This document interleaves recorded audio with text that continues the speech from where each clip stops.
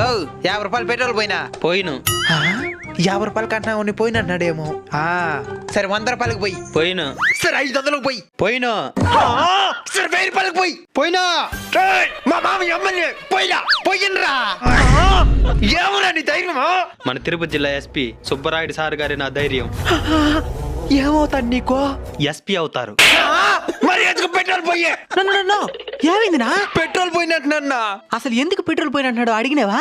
అది అడగలేదా ముందు అది అడుగు. అసలు నాకు పెట్రోల్ ఎందుకు పోయినన్నేవో హెల్మెట్ ఉంటేనే పెట్రోల్ పోస్తాం. హెల్మెట్ ఉంటేనే పెట్రోల్ పోస్తారా? అవును, హెల్మెట్ ఉంటేనే పెట్రోల్ పోస్తాం. అయితే డబ్బులు అవసరం లేదా? డబ్బులు కూడా ఉండాలా? అసలు నాకేం అర్థం కాలా. నీకు అర్థమయ్యేలాగా నేను చెప్తాను పెద్ద. అక్కడ చూడు, మన తిరుపతి జిల్లా ఎస్పీ గారైన ఎల్ సుబ్బరాయుడు సార్ గారు రోడ్డు ప్రమాదాలను నివారించడానికి నో హెల్మెట్ నో పెట్రోల్ అనే కార్యక్రమాన్ని డిసెంబర్ 15 నుంచి ప్రారంభించడం జరిగింది. ఇందులో భాగంగా పెట్రోల్ బంక్ లో హెల్మెట్ ఉంటేనే